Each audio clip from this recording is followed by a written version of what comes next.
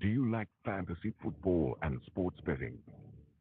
Come join us here at the Parlay Fantasy Football Podcast, where hosts Matt, Shane, and Jason talk about fantasy players, lineups, and sports betting to help you compete and win championships. And of course, some extra cash. Let's jump right into the show.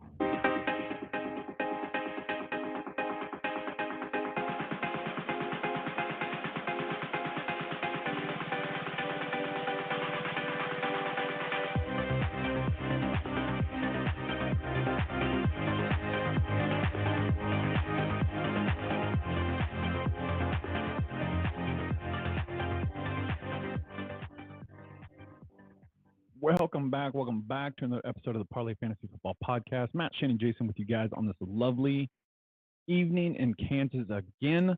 How are you boys doing tonight? I am doing fantastic, Matt. By the way, I don't know what you did with your camera, but all I can see is the bottom of your chin. Anyways, hi, buddy. Nice to see your face. Hey, I am doing great. It is great to be back here. We are actually, what is it, 70, 75 days from the Hall of Fame game. So I'm pumped. I'm It is in for that it. time of the year, and I'm all in. Yeah, so glad to see y'all's faces. It's hot as hell, and I'm in Texas, not Kansas. So hey, don't forget about me, Matt. It's okay though. We had a great weekend. I'm sure y'all both had a great Father's Day. I hope you did. U.S. Open we had on. Shane said 75 days away. I can't. I'm so ready for football season to start up. I just wished we had a Monday dual 18-hole US Open playoff, but hey, we didn't get there. Rory choked, but hey, it's all good. I'm ready for this. Yeah, it was a good Father's Day. I hope everybody out there had a great Father's Day. Yeah, lots going on, lots happening, guys. I don't have all the details and so on and so forth, but I can say, guys, that we are officially now affiliates slash, you know, um, sponsors, I guess, with Newer Eyewear. Okay, we are going to have some things come out for you guys, some discount codes, and go on and get you guys some sweet ass sunglasses. That's all I can say at this current moment. But I did kind of want to give you guys a little sneak peek of what we kind of got going on in the works right now. Remember, guys, go over and check out parlaypod.com. Shane is doing a masterful job over there. We got articles that are getting ready to get fire up and everything like that. As soon as that all works out, we just got some more things in the works with you guys. So remember, check us out on X. You can find Shane at Shane Parlay FF, Jason at Jason Parlay FF, and myself at Matt _Parlay FF. Head on over to Spotify, Google Play, Apple Podcasts. Check out the podcast, guys. Give us a 5-star review. Give us a follow. Let's keep the train moving north on this. All right. What else? I feel like I am missing something. Am I miss anything in the intro? It's been kind of a weird day. No, not that I can think No? of. I think you got Not it. that you Yeah, think- I think okay. you got it. Yeah. Locked it all down. All right. Well, with that being said, guys, let's jump right into it. News and notes around the league. Yeah, so our news and notes, fellas and lady fellas. Top news. Top news. Alvin Kamara skips OTAs. Wants a new deal. Opinion. Why the hell would you pay a 29-year-old running back? It's crazy because it's like, you know that they don't want to just release him, right? Like they want to give him something, but like we all know, Father Time is undefeated, right? And Alvin Kamara is getting up there in age. You can see a little bit of regression. The guy's still fire running back, but again, he's 29. Like, what kind of deal do you think he can actually get done besides like a 1-year deal? So I think that he may get the exact same thing Cortland Sutton gets, which is just more guaranteed money. And that's the same reason Cortland Sutton is threatening to skip training camp, which is also another part of the news. Sutton attended OTAs, but is threatening to skip training camp due to contract conflicts. And again, I think it becomes the team's just going to be like, well, fine, we'll guarantee your contract a little more. Like, we're not going to extend you. we're not going to pay you more, but like we'll give you more guaranteed money. There's less incentive money. And giving him like an incentive-based contract in a sense. No, giving him less incentives, giving him more Oh, money okay. up front. Got you. Okay. Yeah. Got you. And then we talked about T-Law last episode that broke while we were doing the pod, so that was cool. And then Tyrone Tracy has reportedly been taking first team snaps. So I'm telling you now. R.I.P. I think, yeah, dude. Okay, so it's crazy. Don't get me wrong. I think Devin Singletary, they brought him there for a reason. They gave him some money, right? But Tyrone Tracy, I heard rumblings about it a couple weeks ago. I think I mentioned something on the podcast. I think maybe it was last week or 2 weeks ago when Dylan was on. Yeah. Our writer, and I said, well, what do you think about Tyrone Tracy taking potentially that job? I mean, what are your guys' thoughts on that, right? Because they brought him there for a reason. It is the Giants, right? So it's nothing that like is going to make you jump out and scream. But what are your thoughts on that? Well, real quick, for me, it's Singletary did prove himself last year with my Texans and did get himself a decent contract with the Giants. But younger, fresher legs, what we said, Father Time is undefeated and whatnot. Tracy could get a substantial workload in this offense going forward. How old is Devin Singletary? Do we know? I think he's 28. So he is I'll okay. check So he for you is real getting quick. up there. I couldn't vet exactly how old he was. I feel like he's been in the league forever, but at the same time, yeah, and he Tracy's plays like a 24, terrible amount. which is old for a rookie, Okay. but he is a converted wide receiver. So Singletary's 26. Okay, so wow, I was 2 years older. Wow, he probably turns 27. I just couldn't right? remember. 5 years experience though, so yeah, he's turning 27 Yeah, he's got this some year. Yeah. tread. Mhm. Yeah, Yeah. and Tracy is a bigger built back, despite the fact that he like is a wide receiver. He has that like weird Devo build, which is hysterical. And I think that there's a real chance he takes some legit touches. I don't really know that I'm buying into the OTA hype that he's going to completely oust Devin Singletary, but I'm here for it if it happens because your boy has been loading up on the Tyrone Tracy train. Other news and notes. Brandon Ayuk. Matt was on this early. I'm sad. Brandon Ayuk may be moved. However, there are reports that it's highly unlikely at this time. It's more likely that they just don't re-sign him at the end of the year. He, wants a contract extension, wants that bag, and they aren't really willing to pay it outright right now. So it remains to be seen whether this diverges and there's a breakdown there. But your Ricky Pearsall shares maybe jump in just a little bit in your pocket. Just a smidge. Dylan Lobby getting some serious praise after OTAs. So, fun thing. Sorry, Zamir White fans. But yeah, Dylan Lobby coming for that job. Sutton, we already hit on. Carson Steele and Jared Wiley. This is a fun Chiefs one. Both took meaningful reps at OTAs with the first team. Obviously, TK wasn't really present. Like, he was there, but like, yeah. He was like doing stuff, but like not doing it. So like, but Jared Wiley jumping ahead of Noah Gray, that's pretty big news. That's pretty cool. And yeah, that is pretty big news. Carson Steele being the UDFA, getting some work. I mean, Jerick McKinnon role is completely open. Is he supplant CEH, who's been absolute booty cheeks? Fun things to be seen there. I would love to see that. Like, to be honest with you, it's not that I've always kind of been a hater on CEH, but I would love to see that Steele, that Carson Steele, man. You're talking about one hell of an athlete. Like, that dude is built like a brick shit house, and he's fast. Yeah, he ran a 4.46. I would love to see him get to play. I thought he might get drafted. He didn't perform exceptionally well at the combine. Him and Amani Bailey, who the Chiefs signed, both didn't excel at the combine, which is why they went on UDFA'd. I was honestly hoping that like Will Shipley would end up with the Chiefs because that would have been such a sick matchup. Like, as far as scheme wise goes, like a direct 1-for-1 replacement to Jerick McKinnon. Agreed. But yeah, I agree with that. I can only do that in my hopes and dreams. So Yeah. that wraps up our news and notes, though. I don't have anything else. You guys got anything for me? I don't think so. I do have one thing that we're going to get into. Jason's Gems. So, guys, after we talked about the US Open last week, we had all the hype for it and whatnot. We did land big on two picks. First pick that I want to talk about, Matt. Matt's DFS lineup, one of them. He did place in the top. Matt, do you remember what you placed in the top out of? Yeah, it was 30,000 participants, and I finished like right around that 1,200 mark. And that would win you around 4x, 5x your, or no, you won 15x your money, right? Yeah, yeah.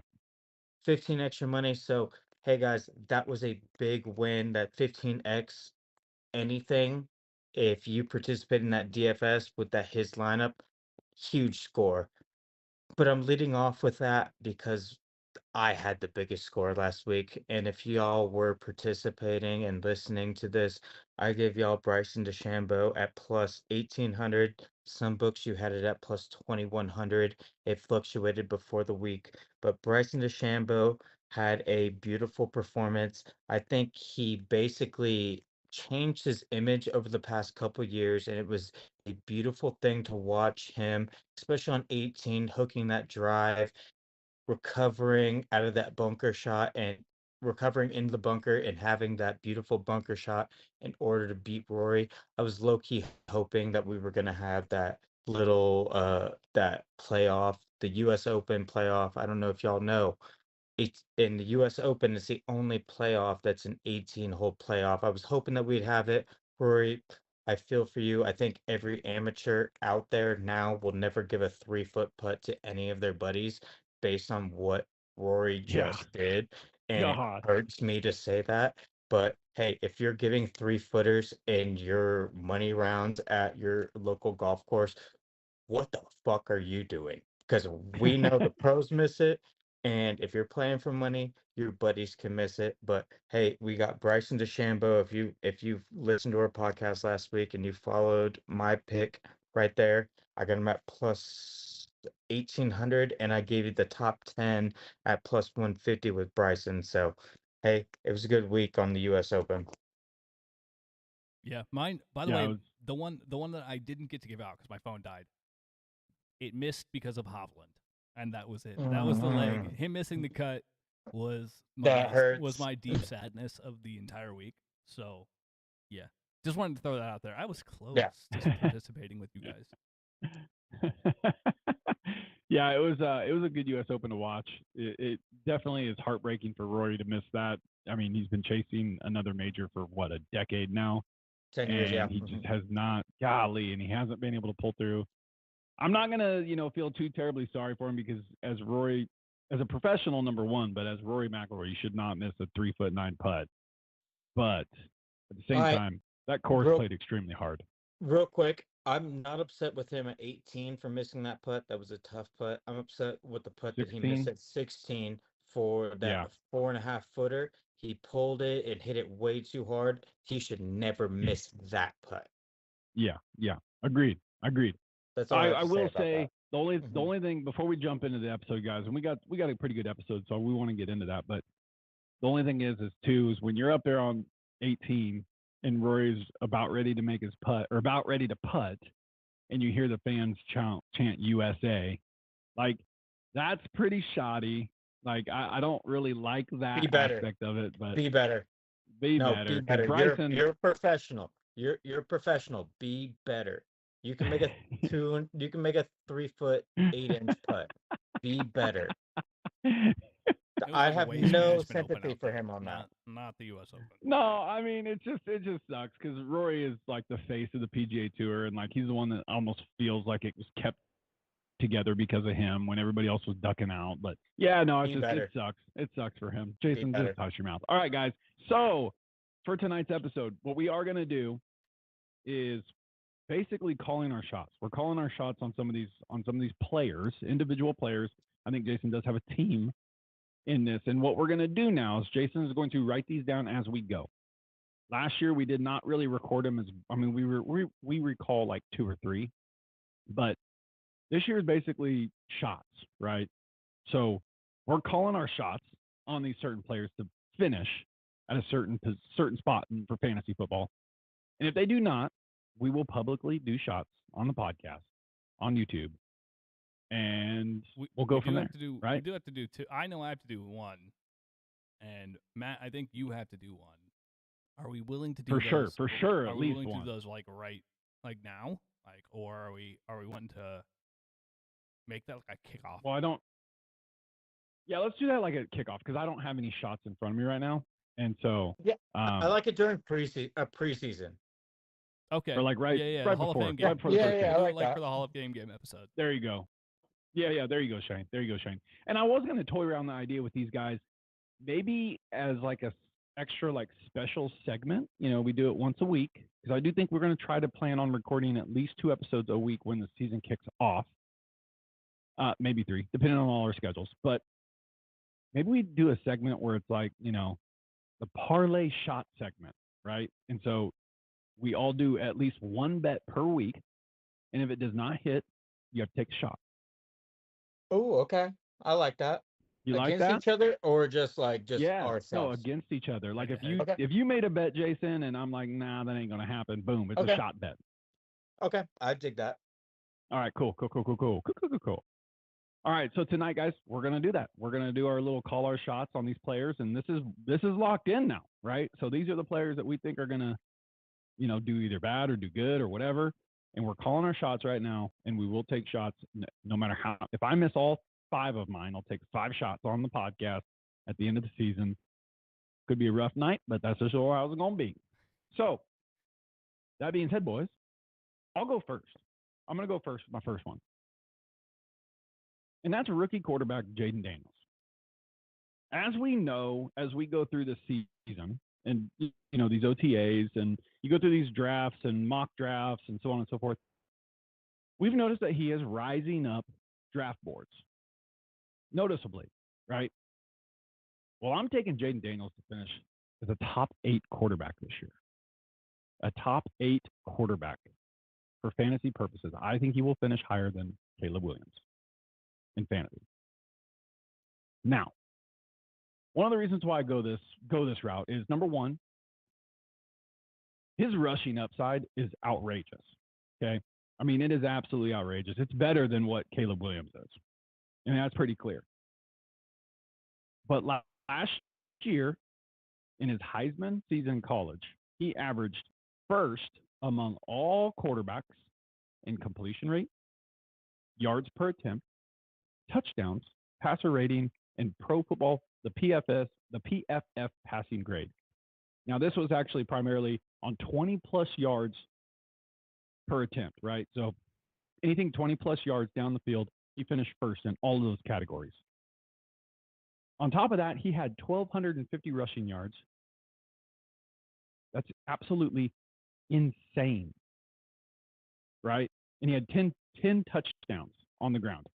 Now, I know going from college to NFL gets a little bit different, playing against some bigger boys, right? Some faster guys.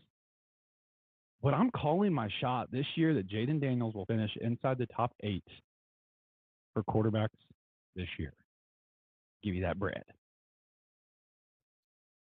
Hey, might as well roll off your other ones because I do not agree with that. But hey, keep on going. Keep on going. I want to hear you. You're on a tangent right now. You're on a roll. Go. I will say I do concur with Matt about Jaden finishing higher than Caleb this season. I am on board with that, but don't know if I'm on board with 8. 8 is high. That's why this is the bold. I know. Show, I wish. I wish. He's on.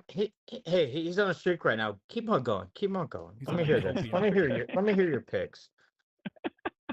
I don't agree with that, but keep on going. Listen, keep on going. All right, I will. My next one, you definitely won't agree with this one. Definitely won't agree with this one. Zamir White finishes as a top 12 running back this year. A top 12 running back this year. Las Vegas Raiders, Antonio Pierce, Zamir White. there have been some stories recently that have come out that basically, in OTAs, you can't take it all into whatever the word is. You cannot believe everything you hear, right? But Zamir White reportedly has been looking fantastic. He's dropped some weight. He's looking like an excellent running back catching the football, which is huge for fantasy football. I get Dylan Laube has looked good, right? And there's a possibility he comes up and takes some carries or some passes, whatever, from Zamir. And that's all fine and dandy. But like where he's going in drafts right now, being the starting running back for, I know, not a great team. I'm looking for Zamir White to turn some heads this year. I'm looking for him to turn some heads. I know he's not the fastest running back out there, but he is going to see such a massive workload, barring any injury. I love taking him in drafts where he is getting drafted right now. And my bold prediction is that he does enough. You have it every year. You have it every single year. I think he's going to do enough to be a top 12 running back for fantasy purposes this year for the Las Vegas Raiders. Just write that shit down, Jason. You understand? My last one for good. I have a couple bad ones, but I'll let you guys do your good ones. Drake London. Drake London finishes as a top 8 wide receiver this year for fantasy football. That's not like the boldest of bold takes, but where we've seen him in the past, his rookie year, he was looking to be some kind of breakout wide receiver, but that's just not going to happen with the quarterbacks that you had, right? It was never going to happen. We know the talent is there. He's only 21, 22 years old. I look for Drake London under Kirk Cousins to have a massive, massive year. I think is he going as wide receiver 9 right now in drafts? Does anybody know that off the top of their head? Well, wide receiver 9, wide receiver 10. I would say a little bit lower. Underdog. He's going as wide or receiver. Higher. Sorry. Wide receiver 11 and underdog. Yeah. It goes, 11. It Okay, goes so MHJ and then him. Okay, so it's not like the boldest of bold takes, but my other two cover that easily. So I had to get one that potentially is a little bit higher upside for me. I do think that Drake London is a talented wide receiver, and I do feel like the Falcons will be a lot better than they have been in the past. So give me Drake London. Give me Drake London, top 8 wide receiver. Those are my 3 bold takes for players. Top 8 or 10? Top 8. Oh, you're changing it on me. Oh, you're getting bold on me. Actually, I take well, that. That's why I wanted to know. By the way, I think Drake is wide receiver 14. I think I misspoke. Yeah. I can't that's check. what I've been saying. I've been saying 14, 15. Yeah, I don't. Oh, then change that to top 10 because I thought he was being drafted at wide receiver Okay. 10. 10. So okay. Yeah, we'll change that to top 10. Okay. Cool. Shane, go Still ahead. a bold take. Still a bold take. All right, my top risers, as Matt's gonna say it. Look, I'm going back to the Jerome Ford train. Nick Chubb had the catastrophic injury. Cleveland added Deonta Foreman, and Naheem Hines. Naheem Hines is a good running back, but can't stay healthy. I have Jerome Ford to finish as a top 20 RB. I could see him easily being a nice RB2 to have, outperforming well above his pace, unless Nick Chubb is just a different type of, he's already a different type of human, but if he's just a whole different type of human coming back from that injury at his age, it would blow my mind. So, yeah, easily bankable in my opinion. Jerome Ford, top 20 running back. Now on to wide receiver. A man that's getting disrespected due to all the rookie hype, and it's really starting to offend me, is Rashid Shaheed. Rashid Shaheed, and even A.T. Perry, they added absolutely no one to the pass catching core in New Orleans, and they have an atrocious schedule. They play in a terrible division. Why is Rashid Shaheed getting drafted at wide receiver 56 when he finished as wide receiver 48 last year? They got a more pass-heavy offensive coordinator this offseason, and they finally get Derek Carr healthy. Give me Rashid Shaheed to finish as a top 40 wide receiver. And you know what? If Derek Carr gets benched for Spencer Rattler, this is for sure a lock. But with Derek Carr, top 40, easy. Another fun one that's someone who's getting just slept on. Everybody knows CD, and most people know Jake Ferguson, and some people know Brandon Cooks, but everybody just seems to forget that Jalen Tolbert exists, and it doesn't make any sense unless you're like really scared about the dude from Southeast Missouri, Ryan Flournoy. Why are we just acting like there's no third wide receiver in Dallas? He finished as wide receiver 101 last year. I project him to be at least wide receiver 75 this year, so a 26 rank jump. And he's getting drafted at like 216 in drafts. It makes no sense. He's just at the very bottom. Everybody's just like, I forgot about him. He's not worth it. He is 100% worth rostering in all formats because of the fact that Brandon Cooks is a 30-year-old wide receiver. CD is CD, but, shit happens. They're going to have to throw the ball because they have no running backs. So we're rolling it back. It's going to be a 3 wide receiver set, and Tolbert is definitely hitting those marks. I have 2 more risers. I only told Jason one of them because I wanted to tuck this one in my back pocket. Will Levis is a top 15 quarterback this year. The weapons that they added this year, as well as addressing his offensive line, just scream to me that this is the opportunity for him to take the step forward. We all know he is a rocket for an arm, but adding Calvin Ridley and Tyler Boyd, massive gets. They also added Pollard.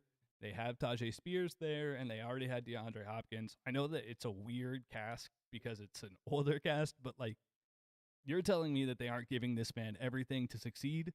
We know that he is willing to put his body on the line. He's shown that he is a willing rusher. He's not necessarily a rushing quarterback, but he gives you almost a rushing floor because he's gonna dive for that first down marker, even if he's 6 yards short. Okay, he is that guy, and I honestly think that he has everything he needs to succeed this year. At least be a top 15 serviceable quarterback if you need a plug and play, and you should feel comfortable. There's a really decent shot he ends up as quarterback 12, but I'm not willing to go that high on this specific episode. But top 15 easy in my opinion. And the last one, my sleeper pick, was Darnell Mooney ends up as wide receiver 50 or higher. I like that. I was waiting for the reaction. I didn't tell the guys this one before because, look, there are 2 certified options in that offense as far as the passing game goes, and it's Kyle Pitts and it is Drake London. They need a second option. We saw how Jordan Addison ate with Minnesota, with Justin Jefferson being on the opposite side, and they still fed TJ Hawkinson. Kirk can definitely service 3 prolific starters. Darnell Mooney had a down season last year, but also had a terrible offense around him. And I honestly think that he hits the revert button, gets back with an OC he's familiar with, and gets to play a role he's familiar with. He'll be coming out of the slot more frequently. He'll also get to play the boundary a little bit, but he'll be the other wide receiver in those 2 wide receivers, or in those 2 wide receiver sets. And I expect the moon from Darnell Mooney, and he is free in drafts, fellas. He is going as like wide receiver 78. I like that one. I really do. That's a little surprise an action interesting there. one. That's an very interesting one because it's like Darnell Mooney. We know his upside. He just wasn't used like we thought he could have been used. Post Bears type offense. sleeper. Post type sleeper Darnell Mooney. Put me down. I planted the flag on Robert Woods last year as the post type sleeper. Damn it, I'm going to be right this time. All right, I'll make this quick, y'all. Matt, you're wrong on quarterbacks. Caleb Williams is going to be a top 10 quarterback, and I will bet a shot bet right now. We can write this down, Double and I'm sure you will agree to this. Caleb Williams will finish ahead of Daniels in Sure. fantasy production this year. Okay. Wait, Jalen Daniels? I don't think he got drafted. Jaden. He meant Jaden. Jaden, I know. Jaden, sorry. But sure. Yeah, Jaden Mark Daniels. mark it down, Jason. Mark that All right, shit mark it down. Double shot. My thing is Caleb Williams will finish in the top 10 quarterbacks this year with his weapons and whatnot. I feel like he's got a better weapon core around him. Washington didn't set up Jaden for success like the Bears have set Caleb Williams up for success. I know he can run around and yeah, cool, 1,200 yards rushing versus weak ass SEC defense and whatnot, to where he can just run around and what cool. Like, what can he do in the pocket? I feel like Caleb Williams will do a lot more in the pocket and score a lot more than Jaden Daniels, so it's okay. Shot bet, that's an easy win for me. I'll start that. Wait, Jason, Cool. before you go into your next player, Yeah. I never said anything about Caleb Williams not finishing inside the top 10. Yeah, you Just guys the can top win. 8. You guys Okay, could win your cool. All right, opposite. You guys can win your opposite bets and still lose whoever. Yeah, you guys could he's both gonna win your finish. bet. He's gonna finish higher than what Jaden. JB does. That's what the bet is. Yeah, That's yeah. what Yes, the bet no, is. he's Okay. gonna finish higher. Yeah, And- yeah. And just to clarify, before you go into your next pick, I don't disagree that Caleb Williams is set up for success. But so many people are forgetting the fact that Terry McLaurin, yes, he's older, but he has always been a good wide receiver with not very good quarterbacks, right? Okay. And he has Jahan Dotson. 1,000% and 1,000% people have forgotten about Jahan Dotson. I'm pretty sure he's like wide receiver 80 right now, but we've seen what he can do when successful. He could be a great wide receiver. And then not to mention they drafted Ben Sinnott. They brought in Austin Eckler. Again, I know older, but still a pass catching running back. So I'm just saying, I get what you're saying. Caleb Williams definitely has a sexier cast around him, but Jaden Daniels has talent around him. Don't forget He's Zach gonna be like Ertz. He's gonna be like RG3 trying Yeah. to run around and not trying to get hurt in that offense. So I don't know what you're trying to say, but cool, I guess. Whatever. You're done. My second prediction for what we're going off on players is Deontay Johnson finishes as a top 20 receiver this year. I feel like you can pencil him in as a top or as a wide receiver 2 in your fantasy lineups. He hasn't had the quarterbacks of the past couple years with Kenny Pickett, Mason Rudolph, all those bullshit Mitch Trubisky kind of. Yeah, I'm trying to poke at your Steeler That's fine. quarterbacks We right made the now. playoffs. We still made the playoffs. You still made the playoffs, but unfortunately, he didn't Keep get talking. the targets that he deserved. And I know he's one of those receivers who drops a lot of footballs, but I feel like he's going to be one of those guys in that offense who will get the volume and who will see an upgrade in volume share in that offense to where he can make a big fantasy production and impact in your lineups to where you can pencil him in as a good wide receiver 3 flex, and he will work his way up to a starting lineup wide receiver 2 going forward. I like Deontay Johnson to be a wide receiver 2 this year and get a lot of fantasy production and at least 8 to 10 targets a game from Bryce Young. My last bold prediction for players is I like Dalton Kincaid to be tight end 1 this year. Not 2, not top 5, tight end 1. Since Diggs left, Dalton Kincaid last year with Diggs had a 19.6 target rate on routes run in that offense, and I feel like that target rate only goes up in that offense the with the acquisitions of Keon Coleman and all the other receivers that they have there. I feel like it's going to be a run heavy game, play action game, work the ball over the middle. I like Dalton Kincaid to finish as tight end number 1 this year and move his way up from tight end 11 last year to tight end one and be the face of that offense and the end zone worker there and the base and the uh backbone of Josh There you Allen go. to where, yeah, be the backbone of Josh Allen to where if he doesn't know where to go, throw the ball to, he can rely on Kincaid. The last one that I have is I got a team one, and I don't know if it's that bold, but I got Jets to win the AFC East at plus 220.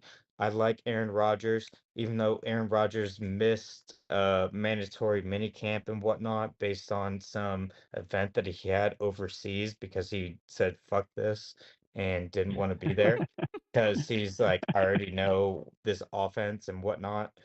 I like the Jets to win the AFC East. The AFC East is weaker this year, and the Jets defense always is the backbone of that team. And if Aaron Rodgers can at least put up 21 points a game, they're going to win that. Also, I got another one, and I put it up real quick. My bold prediction this year. I, I'm trying to find the odds right now. I like the Rams to win the NFC West. I love that. Yeah, I don't mind I, that I at all. don't I don't know. I'm looking at the number. Rams to win the NFC West is at plus 380 right now.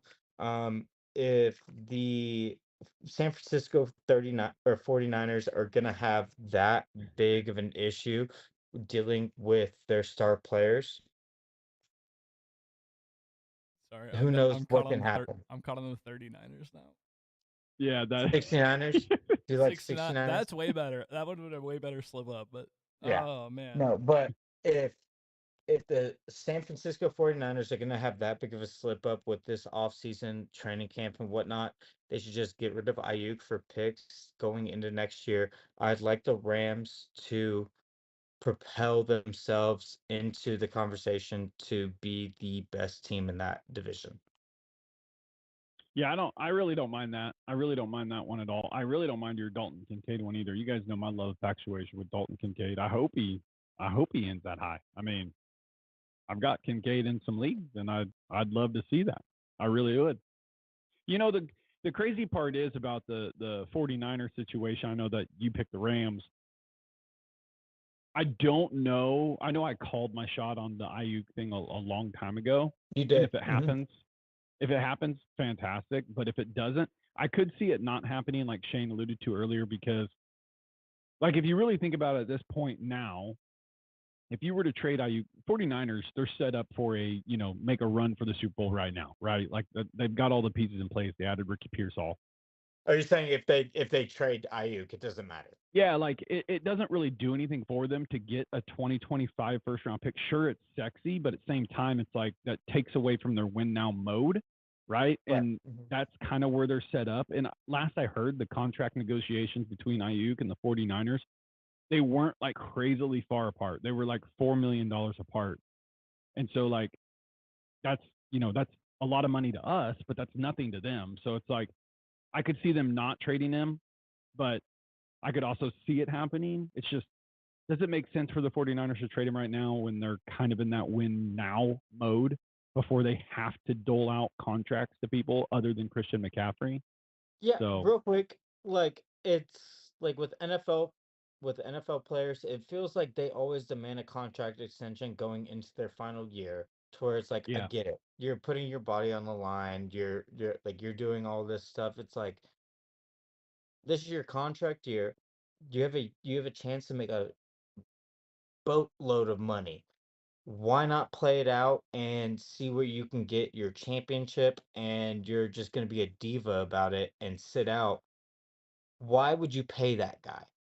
Yeah. Yeah. I thought I I could see don't it both ways. understand that fact. It's like it's what the Bengals are doing with T. Higgins. It's like we're gonna franchise tag you. We're Sorry, not going that to was a 1 year contract, not a franchise tag. Yeah. I'm just right, kidding. but it's I'm more so just we're not gonna re-sign you because we want this team, we want this squad, we have a salary cap, we can only do so much. Do you want to win? Right. Yeah. Yeah. I That's don't my know. thing. I don't know.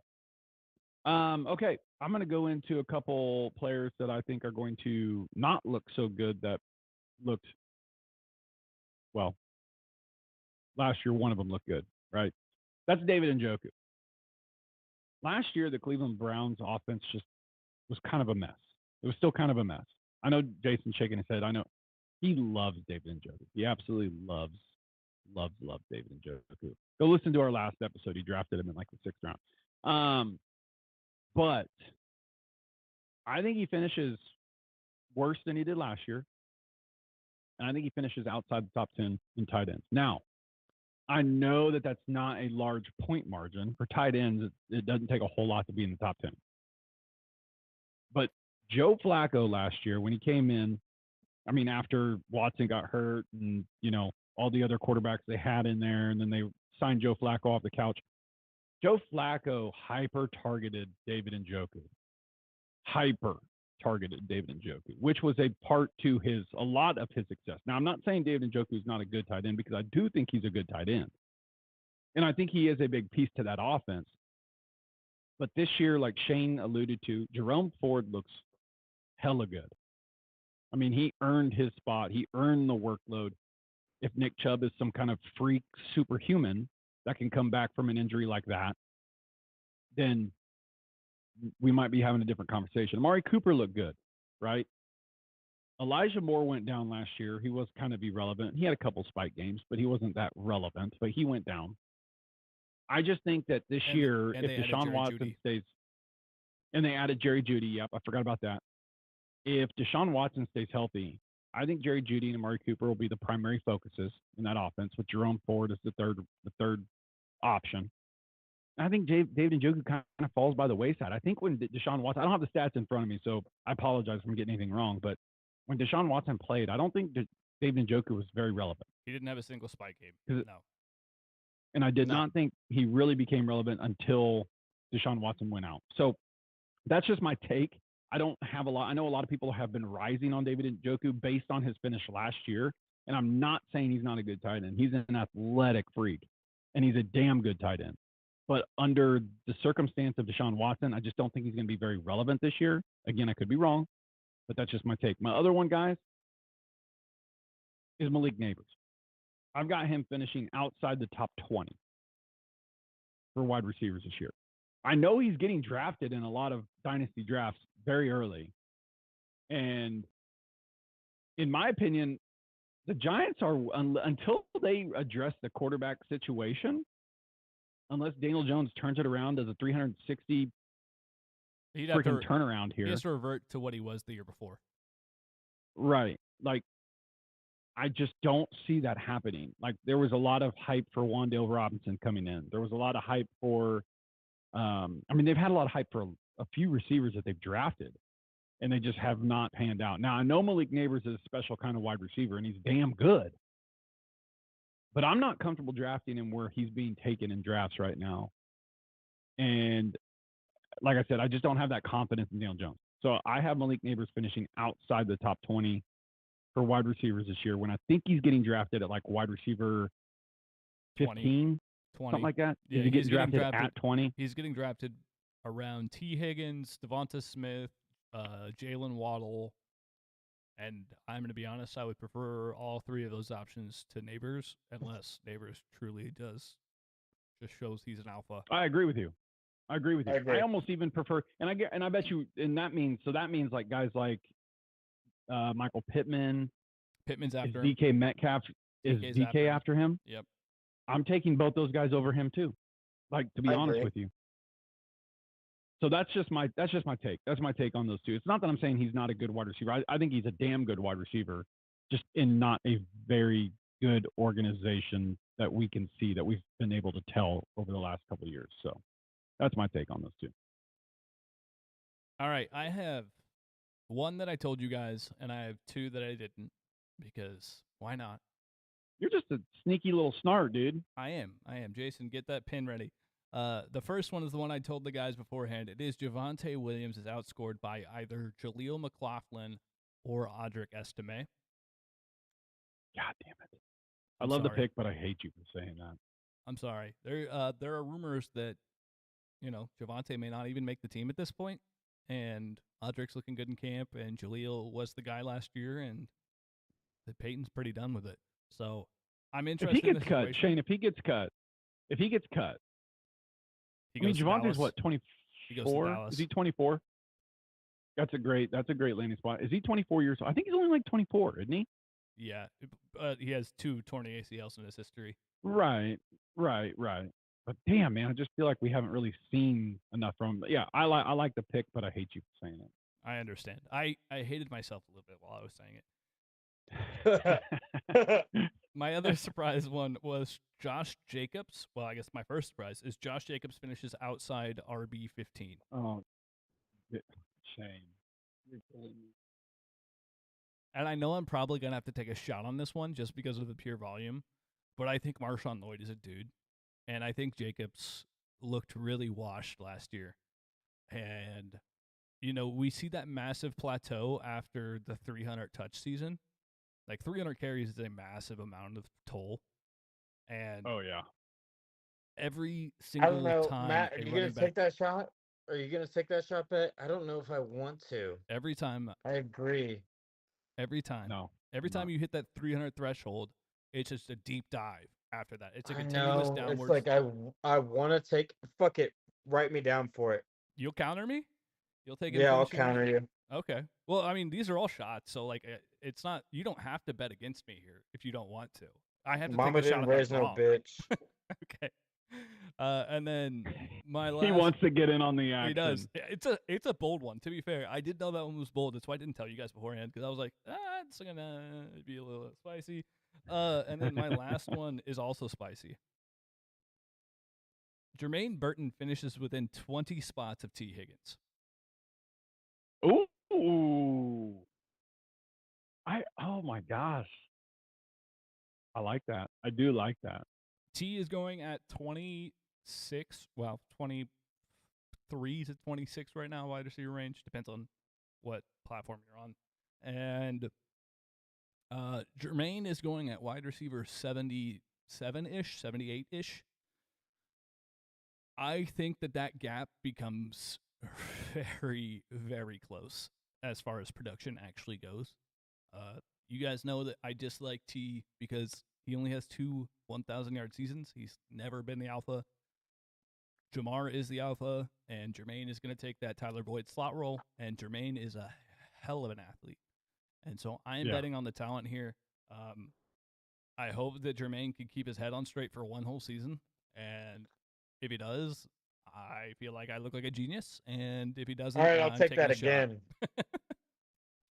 Another one? I'm not taking that because I agree with Shane. I agree. I think T ends up somewhere in the wide receiver 30 range, and I think Jermaine ends up somewhere in the wide receiver 50 range, and it just depends on a couple of touchdowns which way it swings. Yeah.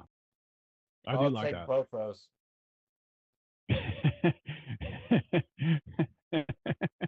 I'm here for it. Jason Mama just didn't wants raise in no on the bitch. action. Jason just wants in on the action. He just Yeah, I wants in. went in. Jason, what was your bets? What was your first couple bold takes? It was Kincaid, Deontay, and Caleb. We have a shot bet on Kincaid, on Caleb. On Caleb. I will Yeah. take your shot. I will bet against you again on the Deontay Johnson. He does not finish in top 20. Yep. Dang, I like that. I had him as top 30. We had discussed this one beforehand, and Jason I said think top it's 20, and I was like, you can extremely head close. top 20.